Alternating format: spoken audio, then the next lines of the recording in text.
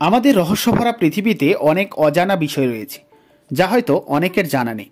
এই পৃথিবীতে এমন একটি শহর রয়েছে যা মহাকাশের অনেক কাছে অবস্থিত, যেখানে মানুষের বসবাসের জন্য না আছে প্রয়োজনীয় বিশুদ্ধ জল, না আছে পর্যাপ্ত পরিমাণ অক্সিজেন, শুধু রয়েছে বিপজ্জনক জীবনযাত্রা।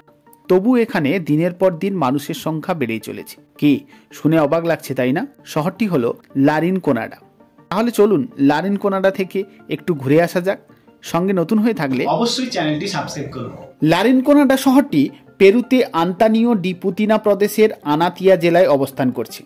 শহরটি সমুদ্রপৃষ্ঠ থেকে 5100 মিটার উপরে অবস্থিত। এটি বিশ্বের সর্বোচ্চ স্থায়ী বসতি। পুরো শহরটি যেন মেঘের উপর ভাসছে। শুনতে খুব ভালো লাগলেও এখানে জীবন ধারণ করা মনের ভাবনার থেকে অনেক কঠিন। শহরটিতে বাতাসে থাকা অক্সিজেনের পরিমাণ অনেক কম। এখানকার তাপমাত্রা হিমাঙ্কের নিচে। চারিদিকে বরফের চাদরে মোড়া, সবুজের কোনো ছোঁয়া নেই। আন্দিজ পর্বতমালার কোলে অবস্থিত শহরটিতে মানুষের বেঁচে থাকার মতো বিশুদ্ধ জল নেই। জলের মধ্যে ভাসতে দেখা যায় পারদের মতো ক্ষতিকর ধাতু। এটি এমন একটি শহর যেখানে নেই কোনো হোটেল, হাসপাতাল নেই, স্কুল নেই, বাস স্টপ নেই, কিংবা রেল স্টেশনও নেই। শুধু তুষার ঢাকা শহরে রয়েছে ছোট ছোট ঘর। এখানে প্রায় 50,000 মতো মানুষের বসবাস লক্ষ্য করা যায়। শহরটি যেন দেখলে মনে হবে একটি আবর্জনা স্তূপ। তাহলে কিসের টানে এত মানুষ ছুটে আসে এই অদ্ভুত শহরে? তার উত্তর হলো সোনার টানে। এই শহরটির সব কিছু আবর্তিত হয় সোনাকে কেন্দ্র করে।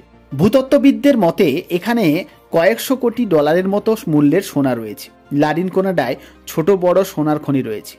যদিও খনিটি শহর থেকে 1 কিলোমিটার দূরে একটি পর্বতে অবস্থান করছে, যেখানে সরু কষ্টকর পথ হেঁটে শ্রমিকদের যেতে হয়। এখানে আবর্জনা স্তূপে ঢাকা দুর্গন্ধ এবং স্বর্ণের ব্যবহার করা পারদ এখানকার বসবাসকারী শ্রমিকদের শারীরিক অসুস্থতার কারণ হয়ে দাঁড়ায়।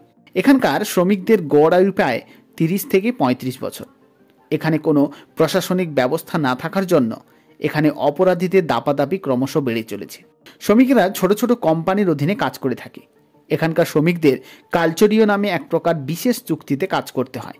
এই পদ্ধতিতে শ্রমিকেরা বিনা মজুরিতে 30 দিন কাজ করে, আর 31 দিনের মাথায় তাদের সুযোগ দেওয়া হয়।